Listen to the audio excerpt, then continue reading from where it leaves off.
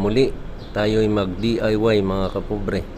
So itong aking Toyota 2C engine ay marami na po mga leak na nanggaling po in between cylinder head and engine block.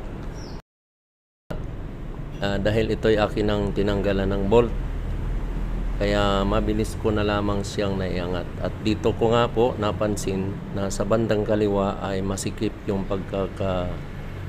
higpit, ngunit sa bandang kanan ay hindi gaanong mahigpit. At yun nga mga kapobre, sa bandang kanan din po siya mayroon akong nakikitang mga oil leak.